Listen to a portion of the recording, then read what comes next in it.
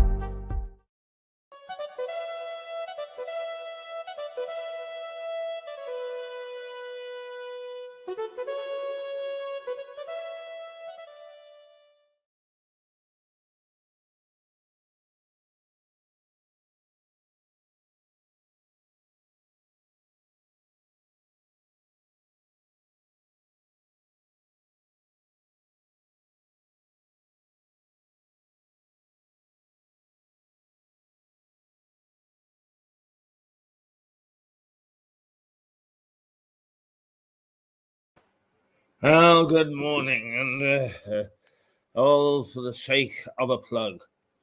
I struggled with a plug this morning for about 5 minutes.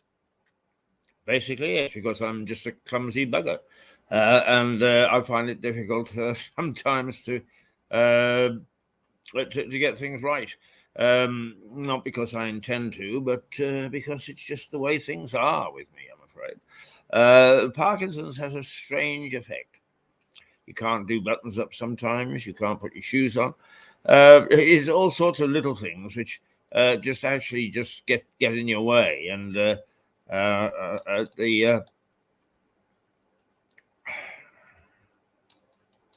you can't do anything about it. But let us see what we got here, because it'll kick us off to a very bad start on a Friday, but it is Friday. Yeah, it is. It is Friday. Let's try this.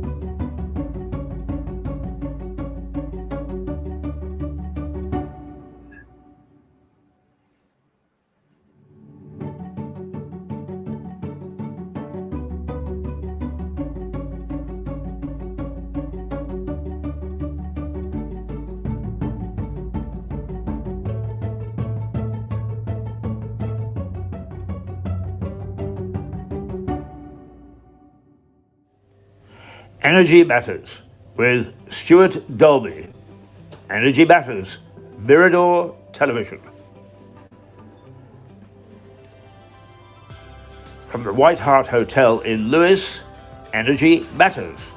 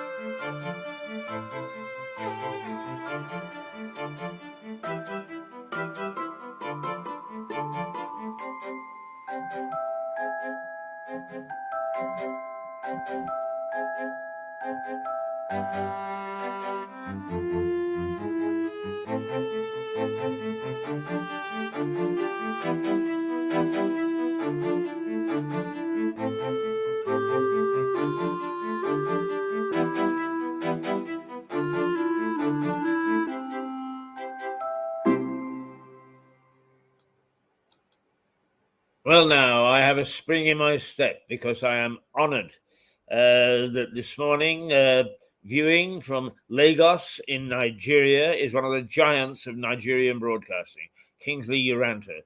A fine, fine man. I'm happy to say that he's a friend, a colleague, a much respected colleague, a giant in Nigerian broadcasting. And he tapped in this morning. And that's terrific. I am delighted and honored and pleased. And I hope, Kingsley, that your efforts in Nigerian broadcasting have shown from all those years ago when we worked together the distinct improvement, which I rather think from following you on Facebook and so on, that they have. So welcome. And indeed, it is, as I say, it is an honor, an absolute honor that we have you with us this morning, or at least for just a short period of time. Okay, let's turn to the newspapers. And it's a mixed bag this morning, a mixed bag indeed. And the eye is Zawi hands over the tax returns as the Tories urge him to go now. So he's been dibbling in the pot, as it were, not paying his tax and getting into all sorts of trouble. And he's become an embarrassment to the Conservative Party. And I believe he's a deputy prime minister, if I'm not mistaken. No, that's Rob, who's accused of bullying. Oh, my goodness me, that Westminster is just a hotbed of intrigue and delirium and waving of hands and stamping of feet. Oh, my goodness me. Well, can we get any can we get any worse than we are at the moment? The Guardian is a slap in the face. Anger at the U-turn over Windrush. Now that is the Windrush campaigners, and that is for the those who emigrated to this country in the 1950s from the West Indies. Decried a government decision not to implement the recommendations that would have intensified efforts by the Home Office to take forward some of their claims from all those times ago. And they say it's a slap in the face, absolute slap in the face. What's so new? Well, this government is used to slapping people in the face. I've never known such a useless bunch of people as we have in Westminster at the moment. Now, on the other hand, the Daily Mail is showing Jeremy Hunt, who is rah, rah, rah. Time to stop talking Britain down, he says. We've got too many doomsayers. The economy isn't anywhere near as bad as we think. We can, with what he calls British genius and hard work. British genius and hard work. Where's the hard work? Nobody's going to work. They're all working from home. And working from home is, darling, come and do the washing up. Darling, go and tidy the garden. Darling, oh, you're supposed to be at work. Oh, don't worry. People are used to waiting on the phone for about 5 or 6 hours to get through for the most insidious, trivial things to ask. Oh, my goodness me, the ingenious of the British people. I'm very British, very patriotic, but by golly, we've got ourselves into a hell of a mess at the moment. The Financial Times is Rolls-Royce's new chief sees the group as a burning platform that depletes value. So there he's talking down one of our key industries, Rolls-Royce. Not only do they make the famous cars, but they also make, I think it's the RB211 jet engine, which is capable of taking an aeroplane from London to Hong Kong in one leap. And he's saying, moan. It's all around us at the moment. It is all around us. I've never known such a negative attitude in this country. The Mirror is, now this is where we really get into it, because if there's one thing we were talking about the other day, Stuart and I, and that is, believe it or not, that the celebrities have got into politics. And that's when it started to go downhill. So what have we got today? Oh, my goodness me. A wonderful singer, an absolutely wonderful singer and a wonderful showman, but he can't resist it. He's got to get into politics. Rod Stewart. We are failing. It says the ex-Conservative voter says he's now backing Labour and the nurses. Oh, my goodness me. Well, that's earth-shattering, Rod. Why don't you go back to singing? You're an excellent singer. Why, my goodness me, sailing will stick in everybody's memory. Stick to that. Stick to that. 1 in 10 NHS staff now backing Labour and the nurses. They quit jobs last year as the crisis deepened. 1 in 10 staff quit. Yes, sorry, not supporting Labour. Well, my goodness me. The Daily Telegraph, Sturgeon trans law in disarray after rapists climbed down. Right, well, they decided eventually to send a trans woman to a man's prison. And that seems right to me. The Times, the PM's foreign student plan to shore up the economy. Rishi Sunak says he's going to get foreign students in, and that will give us a long-term student talent to work longer hours under plans to tackle staff shortages in areas like hospitality and retail. Overseas students are currently limited to 20 hours of paid work a week during their term time, but the government is discussing raising this cap to 30 hours or removing it completely. We need people in the pubs. We need people in the restaurants. We need people in the shops. You can see people begging for people to go and work for them all over the place. Signs in the window. And the government has at long last recognized that. The retail sector is in trouble. And so are they going to do something about it? Well, they say they are. They'll probably either increase the number of hours that a student can work to 30, or they might just remove it altogether and say, go to it, chaps. Get in there. Work your little hearts out. The Sun, HS2. It's a train wreck. That's the high-speed rail link, which is going nowhere. It's something like 10 years over target and billions over budget. And now they say, oh, well, I don't think that we can finish it at all. What a waste of money and effort. Surely we've got planners who can tell whether the project is going to be completed. Let me tell you a little story from my time in Canada when I was a student and I was working on the Trans-Canada Highway. I had this wonderful Irishman, Mickey Gahagan, who took me under his wing and decided he would look after me. And he was his brother was a well-known wrestler here at the time, and he looked like one, believe me. He was a big, thick man. But he took me to a river or a stream that had been tunneled through a rock on occasion to divert it away from the roadbed. And he said, Keith, he said, what we did was we took a piece of chalk and we went like that. And then we walked to the other side of the rock and we went like that. And we just started digging. He said, we came out within inches. They can do that with a piece of chalk, and we can't build a railway line of high tech. Oh, dear, dear, dear. Right, okay. The Metro. Under 10s lured into a web of evil. There is abusers are tricking youngsters into abusing themselves, as I understand it, in front of a camera. And that is vile. That is awful. And that should happen in this country is astounding, astonishing. But apparently it is, and it's widespread. The Daily Star, Wolfman, I'm not a monster. We're all doomed. Ungrateful robots to turn on humans and kill us all. Some scientists are saying apparently robots are going to get out of control and they'll turn on us. Now, it is interesting because I don't know whether it was an April Fool's joke or not, but apparently scientists set two computers to talking to one another, and eventually the computers devised their own language and started to chat to one another so that nobody else could understand. So I think that the day of the Triffids is about to return. The Triffids are going to take over.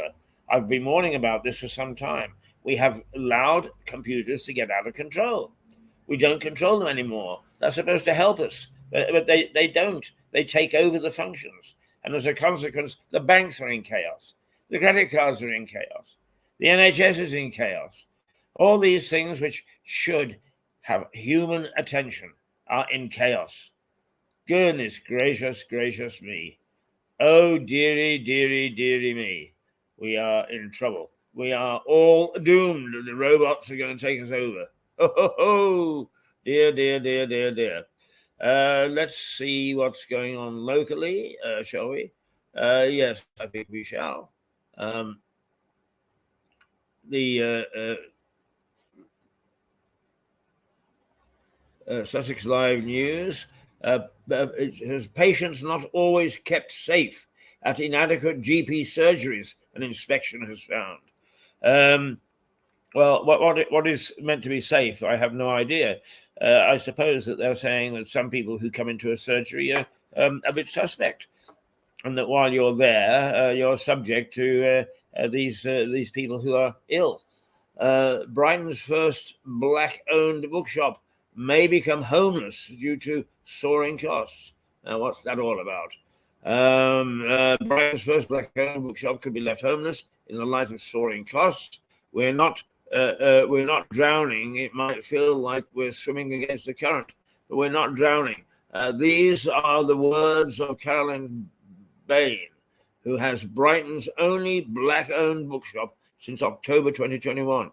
However, the shop on Kensington Street is now at imminent risk of being made homeless on April the 1st in light of soaring costs. Wow. Well, I'm afraid that's happening to a lot of people. And since nobody will do anything about it, what do we expect? Mammoth rescue task as sheep escape nature reserve after a fence is tampered with. Oh dear, oh dear, oh dear. Can you imagine the sheep all running around the roads and so on? When I was in Northern Ireland, I lived on a farm. And I came home one day, and you learn things living on a farm, and that if a sheep gets on its back, it can't wriggle off and it will die. So I saw this sheep on its back, kicking into the air, leapt out of the car, vaulted the fence, went over, grabbed the sheep, turned it onto its feet, and away it trotted without so much as a word of thanks. But in jumping the fence, I split my trousers, and they fell down around my ankles. And I turned around, and there was the farmer's wife, grinning broadly from ear to ear, seeing my discomfort. So I know all about sheep on the loose. The final story is laughing gas is to be banned in the crackdown on party drug. Apparently, laughing gas, the stuff that dentists used to give you to make you laugh when you were in absolute agony, is quite a good drug. And at long last, people have woken up to it. Oh, dearie, dearie me. What is the weather today? Well, it's right now, it's about 4 degrees centigrade. It's going to reach about 7, which is a bit warmer than of late. It's a bit of a blustery breeze, but the sun is out, and all in all, it's not a bad day out there. Not a bad day. So there you go. That's the at 8:55, 8:56. No, 8:55 still. That's the headlines in the English newspapers, and giving us a broad look at what's happening nationally, internationally, and as far as the local news is concerned. Although I can't say that the local news is earth-shattering today. Not at all, not at all, not at all. Right, okay. Let's find some entertainment, shall we? Let's see if we can find some entertainment. One of the things that, and I'm sure that Kingsley Uranta will be very keen on this, is press freedom. Around the world, the press are slowly being suppressed. And that's not good enough. A free society depends upon a free but responsible media.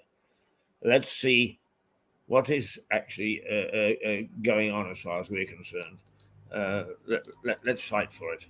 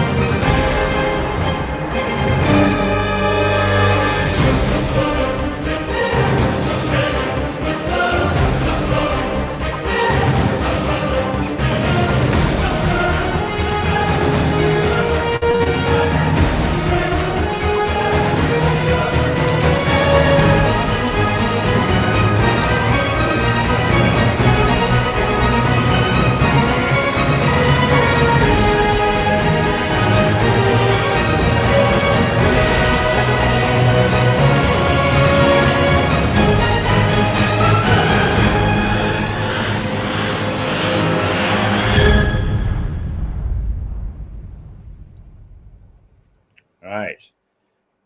Media repression. It doesn't matter where you go in the world, there is somebody who is trying to suppress it. And that's true of this country as well.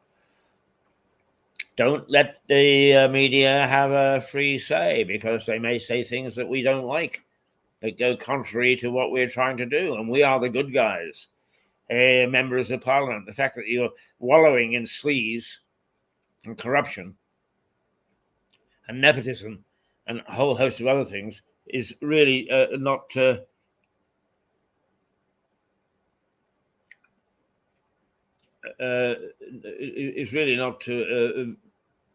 taken into account when we actually are getting ourselves in the muck, in the mire. Goodness gracious me, no. They've all got halos around them when they walk into that chamber, and then they give out the most awful garbage, because the one thing the politicians are good at, and let's give them their due, is talking. Yap, yap, yap, yap, yap. They talk. They talk, they talk, they talk. And it's not helpful. It is not helpful at all. Right. Let's tweak a little bit of a tale, shall we? I love tweaking the tale. Well done, the energy companies. They're full of bright ideas to help their customers. Now they've made power so expensive that for an average house such as this, you can't afford to heat it. So you don't need appliances such as this. But that means you also don't need a fridge, because you can keep your groceries cool and fresh without it. The house is cold enough. Well done, chaps. There we go. I'm back. Right. So this morning, not a bad day out there. It is Friday. And thank goodness for that, because it's been one hell of a week, one way or another. We started off the week on last Sunday interviewing Vince Cable, the former leader of the Liberal Democrats. And we ended up chatting to, who did we chat to? We chatted to Christina Lamb, the Financial Times, The Times, or is it the Sunday Times? Famous journalist who came from here. So we had a whole week. We had the local real estate agent, Charlie Wycherley, on, who gave us a rundown on what's happening on the housing market here. Yes, we had quite an interesting week. The only thing is that it was, and there's Peter Metier. We had Peter Metier last week. Is the former finance officer of Parker Pens when it was here. but also a very benign gentleman, in as much as he steered and supported financially good works in this town, and is a very decent man, to say the least. And so we had quite a week, all in all, quite a week, and well, this is in the town. Oh no! I tell you what. Let's have a little bit of a food item first. Let's have some delicacies. Yes, indeed. Mirador's food tip of the week: hot buttered toast. Have we forgotten how wonderful simple hot buttered toast can be? Ingredients simple: bread and butter. Hot buttered toast. Mirador's food tip of the week. Try it.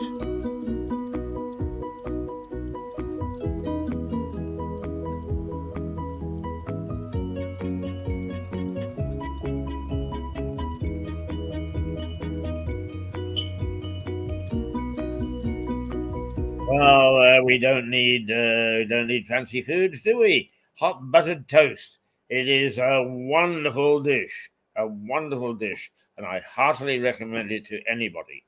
You take a piece of bread, you toast it either in the toaster or on a fork held up to the fire.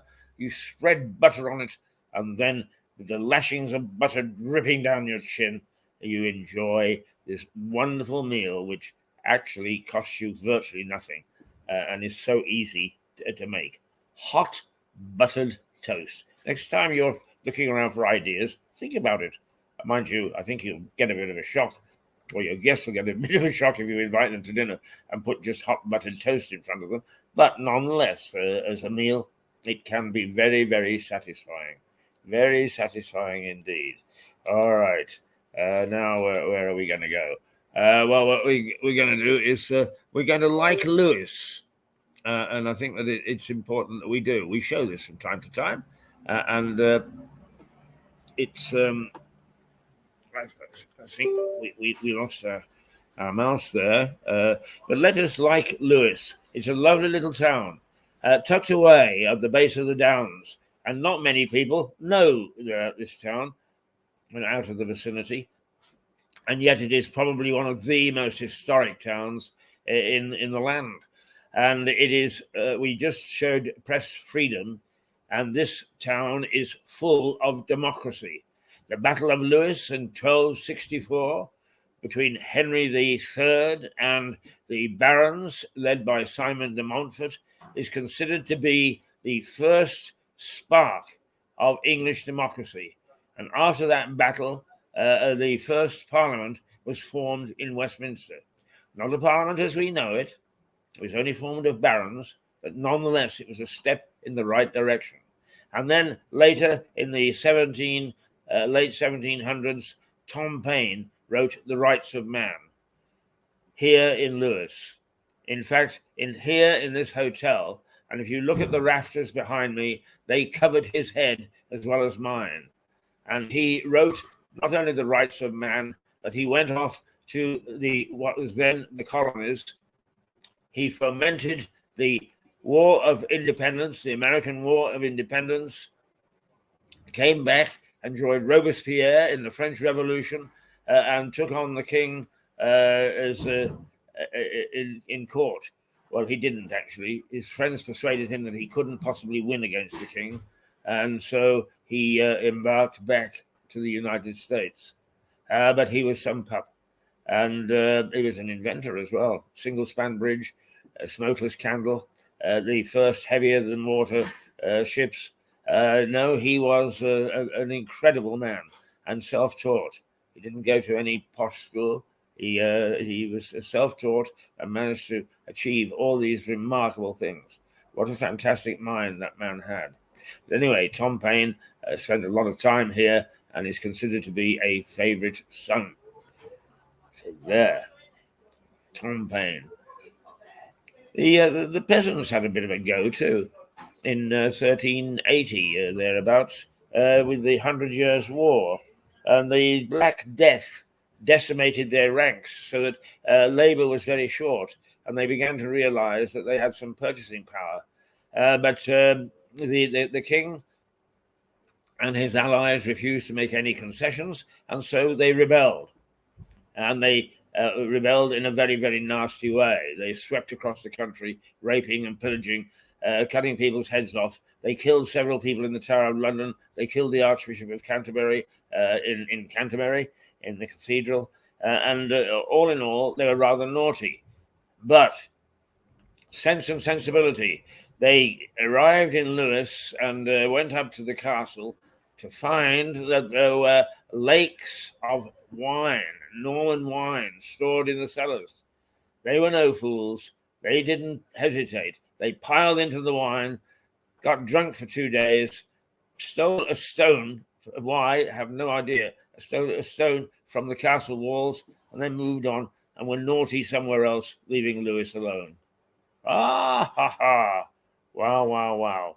Anyway, we're going to like Lewes, aren't we? Yeah, right. Okay, let's like Lewes.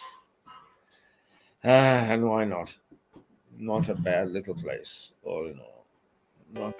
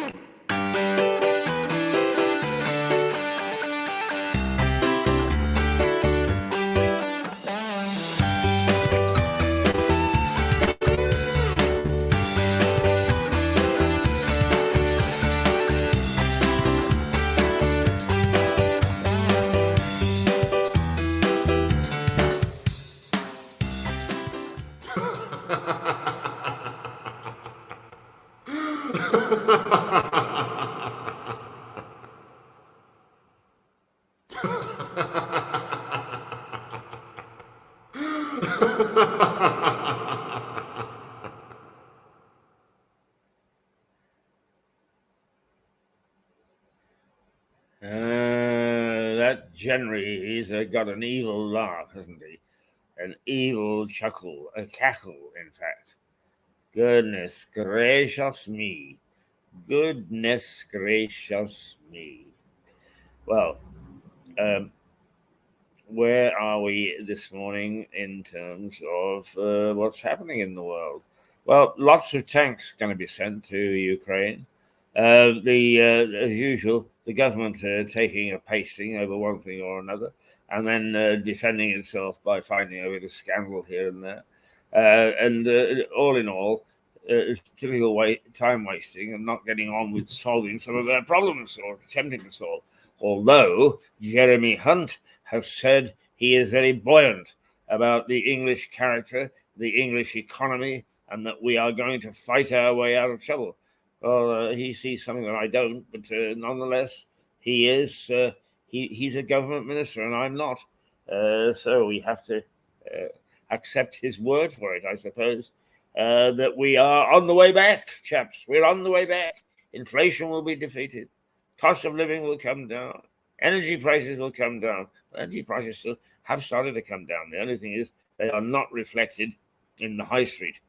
We still pay as much for our energy as we did when the prices went up. And actually, some stores have taken the mickey. There are several, for instance, Waitrose, pre-lockdown, well, no, not pre-lockdown, pre-cost of living rise, had ham slices, sandwich slices, on as a pound. It was very popular. It was good value for money. The moment that lockdown came, or sorry, I keep saying lockdown, but the cost of living came along, it went up to a £1.50. And there are several other items in the store which have been treated likewise. Somebody is just playing a guessing game or deciding that they're going to push us all as far as we can possibly go before the pips start to squeak. Oh, dearie, dearie, dearie, dearie me. Oh, dearie, dearie me. Not at all good. Where have we, oh, yes. There's the paper. Let's have a look at just a couple of the inside stories. There's one on the front page. Is that a 38-year-old woman died in some social housing, and it took 4 years before they discovered she was dead.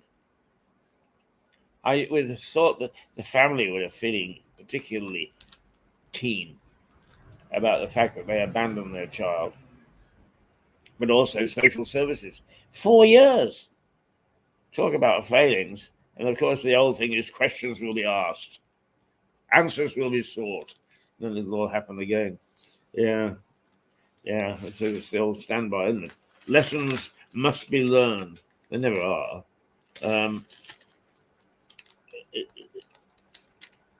Well, inside, we've got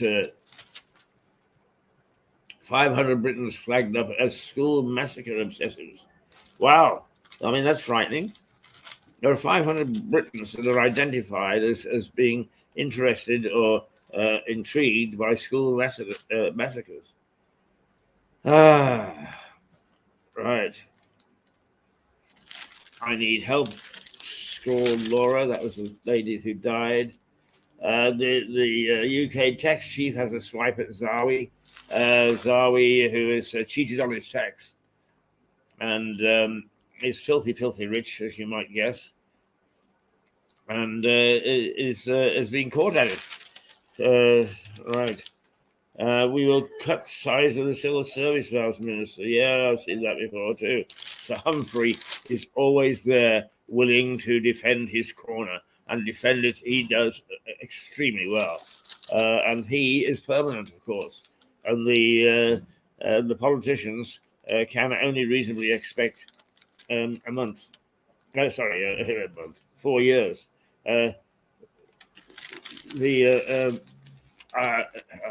There's lots of speculation about who is going to abandon who in terms of the election. Uh, 31 million are hit by the post delays as the strikes cost the Royal Mail 200 million. Whoa. Quick, the nattering. Wills teaches Kate as they help a food bank. Then she mocks his trolley loading skills. Oh dear, how exciting. How to do your bit to mark the coronation. Well, there's lots of advice there. Is what you can do on the big day, which is now, only 2 months away, 3 months away? Yeah. As France seeks excuses not to send tanks to the war zone, the world groans. Quelle surprise. Now the West must give Ukraine everything else it needs to win the war. But the French aren't going to. Right.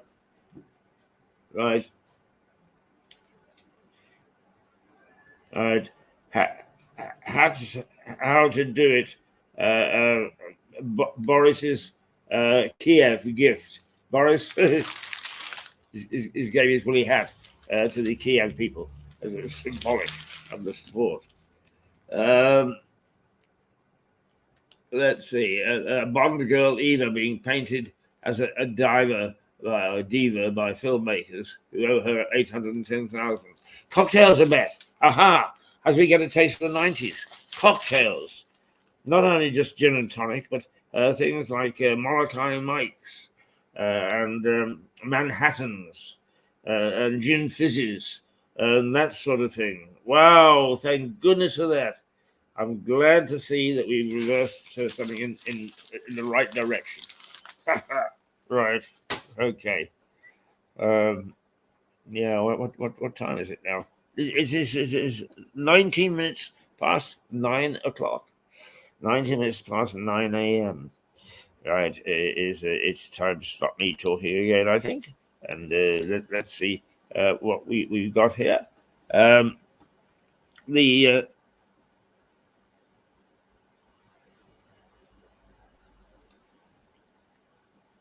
Well, let's go flying.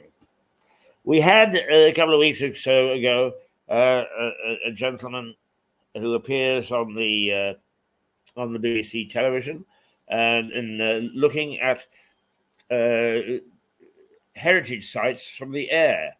And when he discovers one tucked away under the ground that you can't see from the ground, then he lands and he goes and he starts to dig it up to try and find out what lessons it learns. It teaches us. I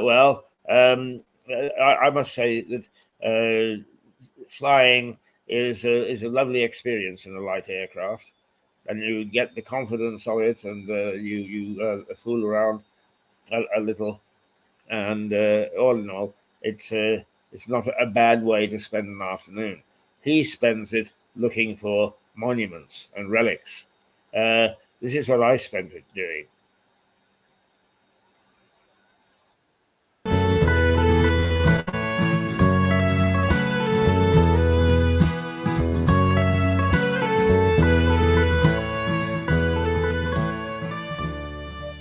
I'm a very accomplished flyer now, but way back in the 60s, when commercial jets still were being tested on commercial flights, then getting on board an aircraft was something of a trauma. We sat there hoping like hell that the pilot knew what he was doing and that he would get us down at the other end. And of course the pilots didn't know what they were doing, and they did get us down at the other end. But then again, air crashes became front page news, and it seemed always there was a crash just before I was supposed to fly. And so I wasn't the best flyer. Then one morning, somebody at the station, radio station I was working at, said, "Oh, someone's got to go up in a light aircraft and do traffic reports." Ha ha ha, I said, "They're not getting me into that." Guess who they came knocking on the door to? Hayes, you go out, you do the traffic reports. Well, I had no choice. I couldn't say no, I had to do it. So indeed I did. And away I went each morning, getting up at about 4:30, driving out to the airport and getting there about 5 o'clock, marching over to the far side of the airfield and getting into a Cessna 172 taking off, soaring above the city and passing on information about what was happening in the traffic. Wow. It took me 2 or 3 days to get used to the fact that this is what I was going to do twice a day. But then eventually I began to calm down and began to quite enjoy it. I enjoyed it so much, in fact, that I fell asleep one morning. I dozed, and the pilot said, "I think your station is calling you." And I heard the magic words, and now we're going up above the city, above the traffic, to see what was happening on the roads. So I opened my eyes, looked down, and immediately began to give a report. And the report was that there was a big jam of buses near the Oak Street Bridge, which went over the Fraser River. Wow! what a report. And then as we turned the aircraft and flew away, I realized that this was the bus terminal. I had just said that there were traffic jams of buses, and I'd been looking down at where the buses congregated before they set out on their morning routes. It's nothing like a great report. The pilot turned to me and he said, "You know, you've got this job licked. It's a bit boring, isn't it?" And I said, "Well, yeah, it is really. Not much to say other than what's going on in the traffic." I try to brighten it up a little bit with a little quip here and there, but right, tomorrow morning, he said, "You get in the left-hand seat and I'll teach you to fly." And he did. And I was fortunate to have almost a year and a half of a flying experience. I logged 400 hours on the Cessna. I logged a couple of hours on a twin-engine aircraft and a couple of hours on other aircraft. I was the luckiest man in the world. And he put me into some pretty awful conditions. And we would fly up. I would give a report, and then we would do some what's known touch and goes. In other words, you land, you circle, you land, you circle, just to get some practice in. And we did. And one morning, a gust of wind took it, and I thought that the wing was going to be ripped off. Well, he grabbed the stick and managed to get us out of trouble. But it just shows the sort of thing that if you're going to be a professional pilot, that you have to put up with. So confident did we become on flying around together that he would set little tests. And he would say, "There are clouds on the North Shore over the mountains. Why don't we go over and see if we can break the wings of this aircraft?" Yes, let's do that. And we would deliberately fly into this mucky weather and get churned around and watch the wings, knowing full well that they wouldn't fall off. But daring. And it did turn out to be a lot of fun. I have to say, it turned out to be a lot of fun. A couple of other incidents. I used to take VIPs up in the afternoon and say, "Okay, here are some pollution issues," and so on and so forth. And one afternoon we got my good friend, but also a colleague, Mrs. Grace McCarthy, who was the Deputy Prime Minister at the time. And we got out onto the runway and away we went. And a jet had taken off just before us, and it was a fairly still evening. So you can't see them, but the whirls of air caused by the jet's wings are still there. And sure enough, we got 3 or 4 feet from the ground, and away it went. We damn near lost the cabinet minister. The Deputy Prime Minister. Once again, he came to the rescue, flipped it over, and we managed to save the day. The other item that I think was worth reporting is that we flew backwards. "Have you ever flown backwards?" he said. And this young chap was about 21 or 22. He was a nice young fellow. We bought him a helmet and nicknamed him the Red Baron. And he was to die in tragic circumstances in a plane crash later on. But he was a nice young man and very helpful and lots of fun. And so we went, and he said, "We need a marker." And the plane travels forward at about 100 miles or so an hour. Actually, it's a little over 72 miles for the takeoff speed. And he said that the wind this morning is particularly strong. So he put the nose of the aircraft into the strong wind, and we watched the bridge below. And although we were keeping airspeed, the plane started to travel backwards. And so here we were in reverse, in a plane, in the sky, watching the bridge recede while the plane powered forward at the correct speed and the wind pushed us back. And that's the sort of nonsense that we would get up to. And there are lots of other stories I can tell you about my flying experience. But perhaps this last one will bring something of a smile to your lips. I was trying very hard to impress who later became my wife, my girlfriend at the time, Valerie, and I said, would you like to come flying, dear, and come out with me this afternoon, and we can go and we'll go and do some traffic reports, but we'll also take a look at the Vancouver from the air. How lovely. Yes, she said, oh, that'd be super. Anyway, we got settled into the plane, I taxied out, checked with the tower, yes, we were all okay, we were about to take off, there's nothing in our way, rolled it out onto the runway and roared down the runway ready to take off. And the tower came on and said, MLA, MLA, which is the call letters of the aircraft. You're going down the runway the wrong way. Oh my goodness me. We had to screech to a halt and take off the right way. She still married me. Well, that's my flying experience. I suppose I should fly off now. Till the next story, the next tall tale. Tiddlywip.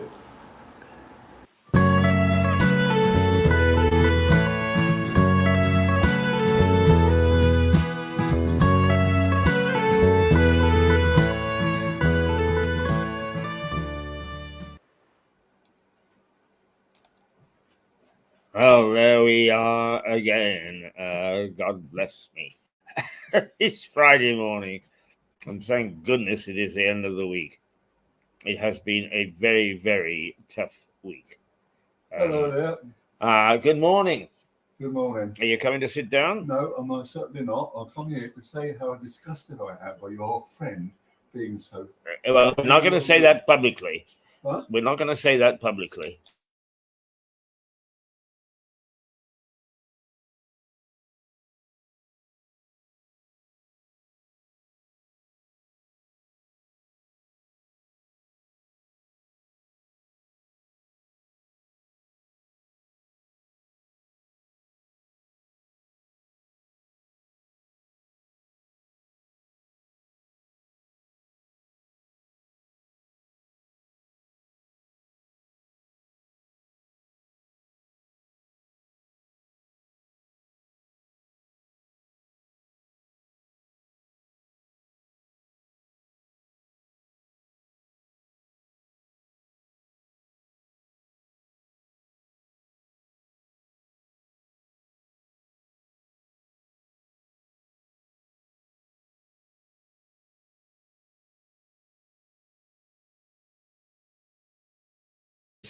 The mic was muted, so you couldn't hear what I was saying. Probably just as well.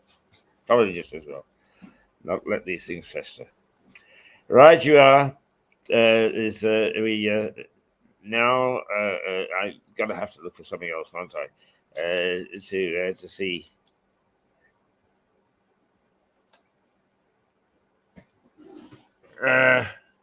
Let's see. Oh dear, oh dear, oh dear. Well, you know something. It's only a short one, but from time to time, buskers turn up in the precinct here, and here is just an example of a very short one, but of a busker.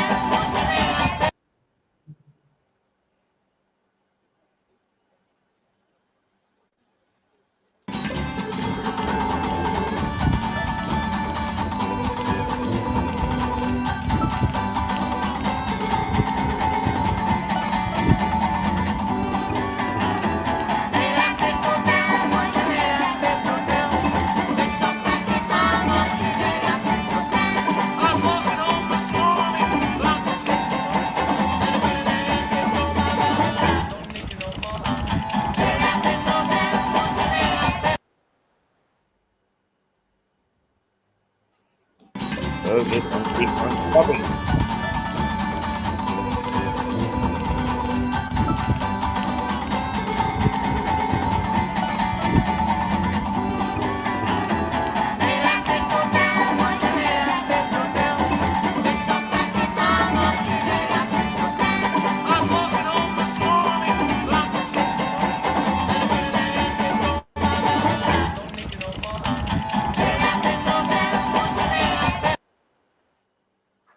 And there we are. There's a little bit of light relief from the buskers. Okay, now I think it is time for me to put my feet up for a little while. And I think what we'll do is we will, let's see. Here's the first program that we ever did, as best I can see, a program of this sort. So let's go back in time and see what we were talking about way back then.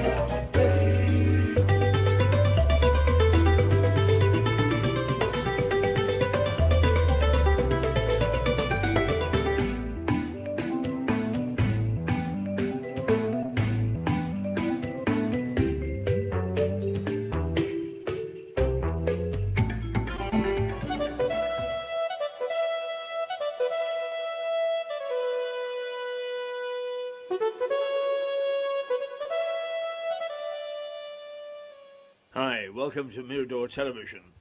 This is local TV, but probably not local TV as you know it. We don't have much cash, so for one thing, we have to do much of our stuff outside. We don't even have a studio. So we don't even have a weather presenter. But we will try to bring you the weather.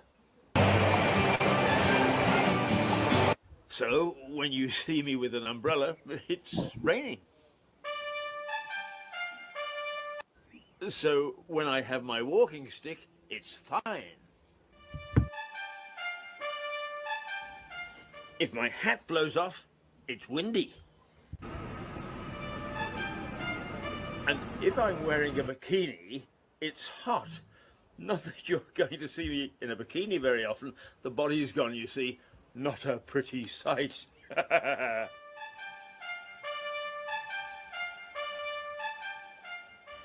But when it comes to mixed weather, well, we really have a problem.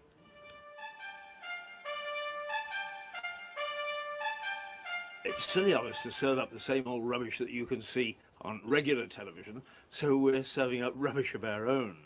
But I hope that it's nutty enough to bring you back to watch us again. Stick with us, Nutty TV. Now, what's what?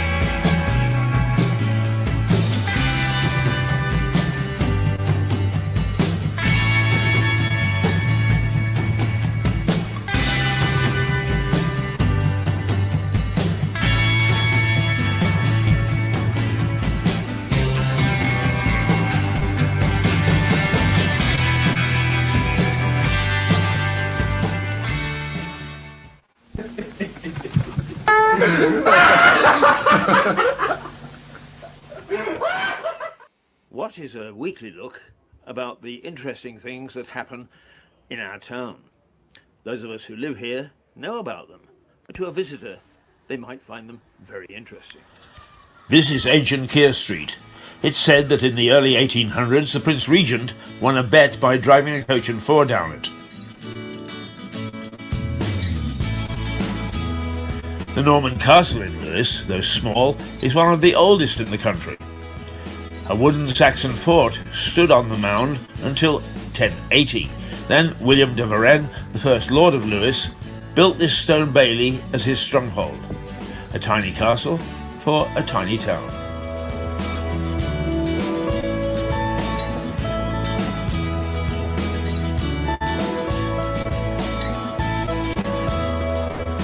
Famous celebrations of November the 5th. They're huge. Almost every one of the townsfolk takes part. He goes way back before the gunpowder plot to Queen Mary's burning of religious martyrs in the centre of the town in 1556.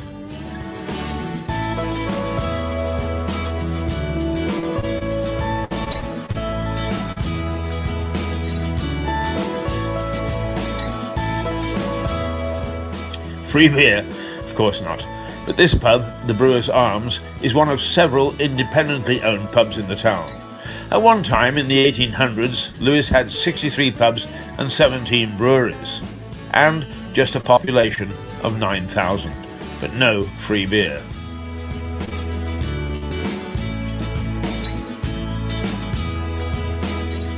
Well, there are the Mirador cameras trying to keep a visual record of what goes on in the town.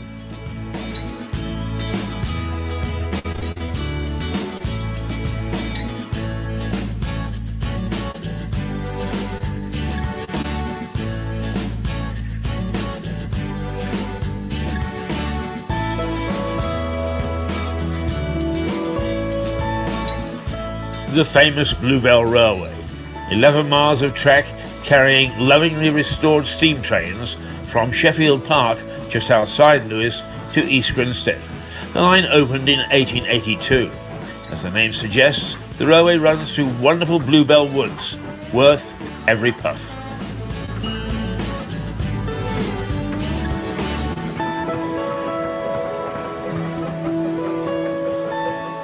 This is indeed a rare sight. Southern Rail was on strike so frequently, trains in motion were not often seen. This is the annual raft race down the River Ouse from Lewes to Newhaven. It's more than 40 years old. It raises funds for charity and contestants build their own rafts and try to sink the opposition. Staying with water, this is a lovely spot in Lewes known as the Pells. It was given to the town in 1603. It's the oldest operating swimming water pool in Britain. Lewes has several charming and interesting cafes, despite the presence of dull, uninteresting chain cafes in the town. The Ports boast the best breakfast, and it's certainly very, very good. I can attest to that. Then there's the Runaway. Despite attempts by the rapacious railway barons to shut it, this bistro has been on Lewes Station for more than 30 years. Famous for its bacon sandwiches, Princess Di once stopped by for one. My favourite spot, especially at 6 o'clock on a summer morning, is the Priory. The building started in 1084, just 18 years after the Norman invasion. The Priory withstood the Battle of Lewes in 1264 and raids from the French during the 100 Years' War, but fell to the vandalism of Thomas Cromwell in 1535, as Henry VIII dissolved the monasteries.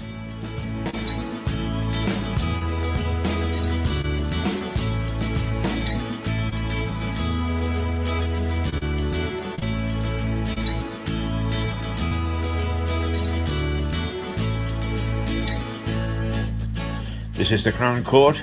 An assizes has been located in Lewes since early Norman times and has seen many famous trials.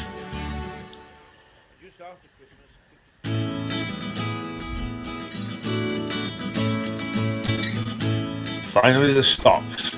Stocks have been used in Lewes for more than 9 centuries.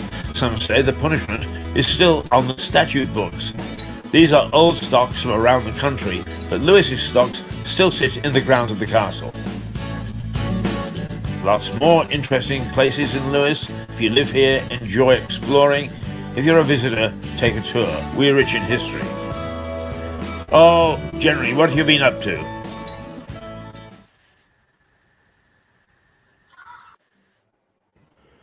Yeah, what's on then? Well, it may be a bit of fun, but what the heck? Anything else you want to know about what's going on in Lewis? There's a very good local publication, Viva Lewis, jam-packed full of information of places, events, and the happenings in this little town. Okay, time for my pal Jenry.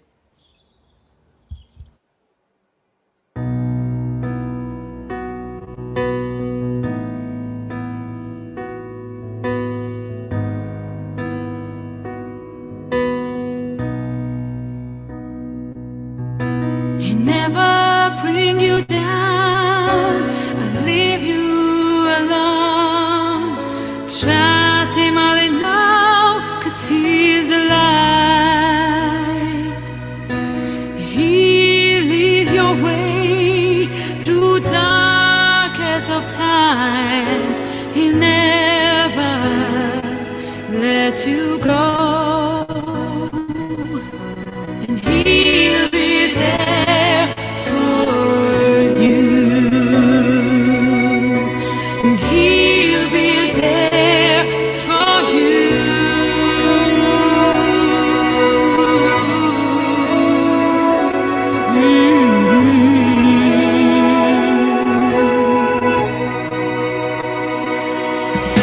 He'll never bring you down or leave you alone. Trust him all in all, 'cause he's the light.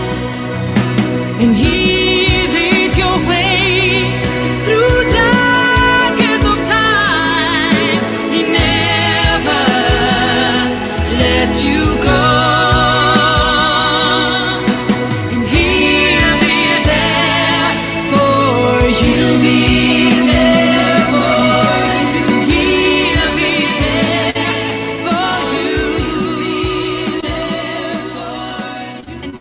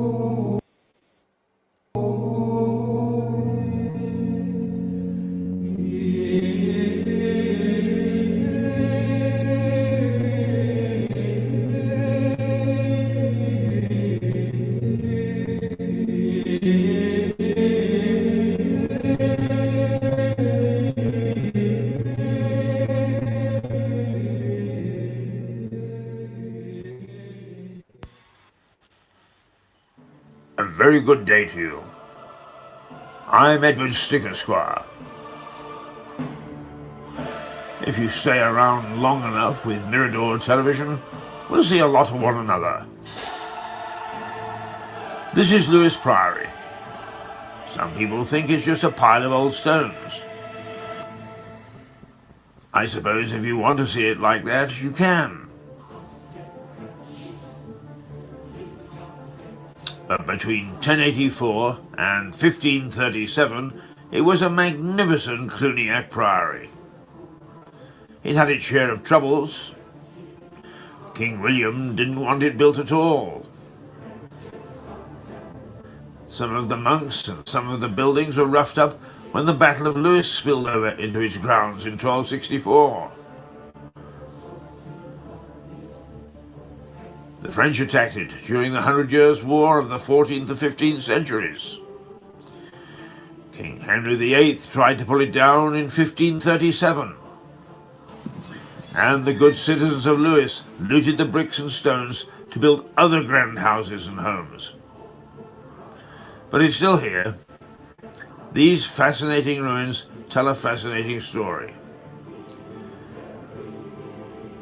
Their guardian is my friend Genry. Genry is a medieval knight who fought in the Battle of Lewes and now stands vigil over the buildings and grounds. We've become good pals, and he's agreed that over the next series of programs we should tell you about the Priory and the things that have happened here over the past 1,000 years. We also want to put it into context, so we'll mix in stories about Lewes under the Romans and its development with the Saxons. I hope we turn out to be good storytellers, because it's some story. And there's the added bonus of hearing the beautiful voice of our friend Yeva.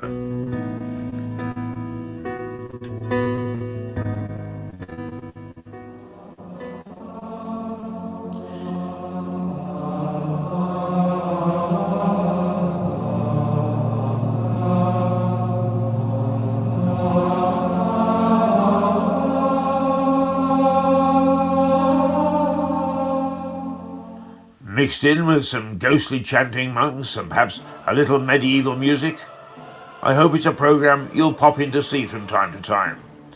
Must go and see Genry now. We've a lot of planning to do. Okay, Yeva, sing us out. Doodle pip.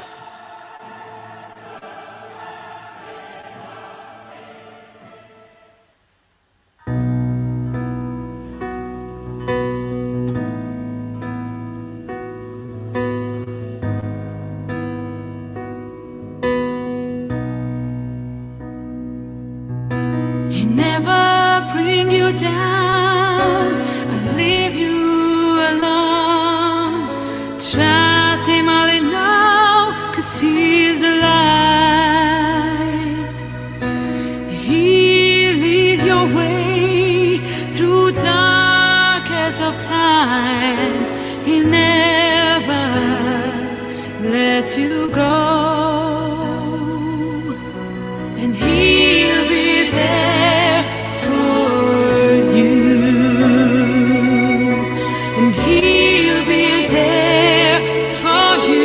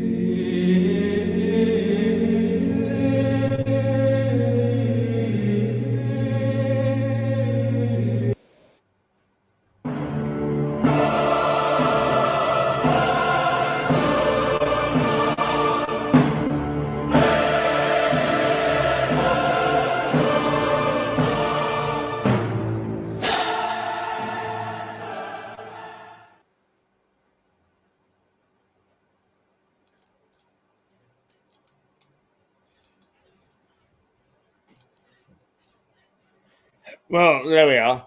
It's now 9:52, and I think that we'll. It's a cold Friday, and it's the end of a very tough week. So I think that we're going to call it a day. I think we might just see if we've got one other little bit or piece to. To play for you, and then we'll say goodbye.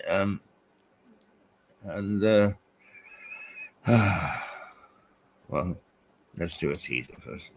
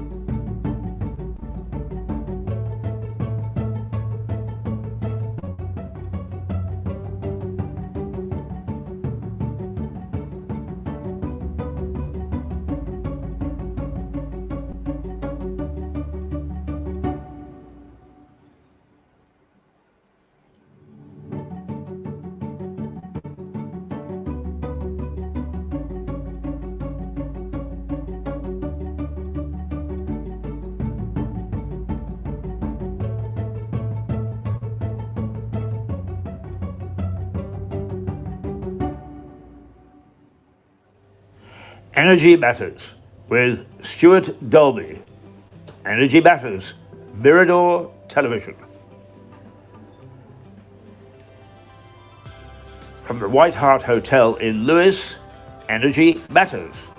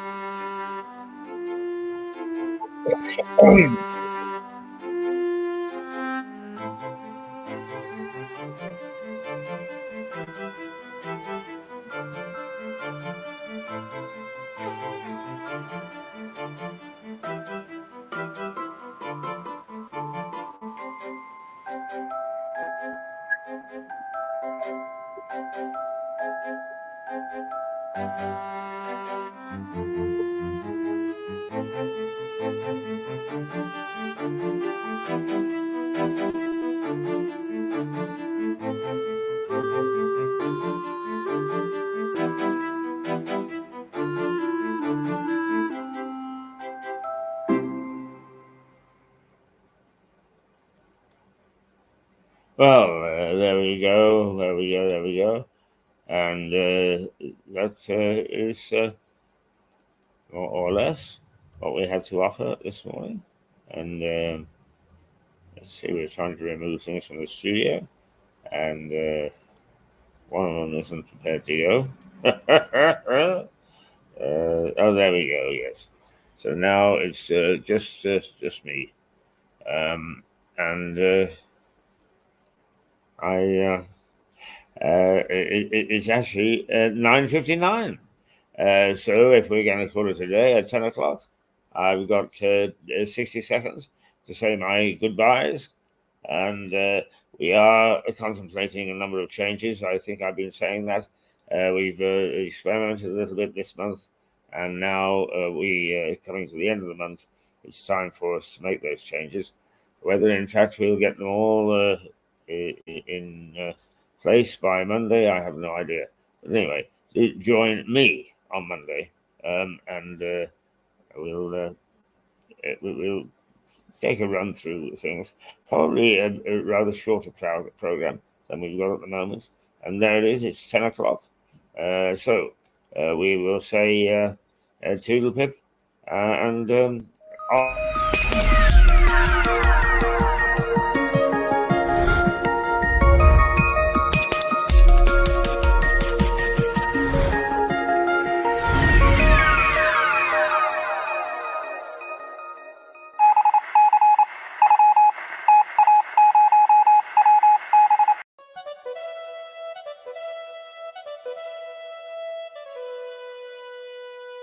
Thank you.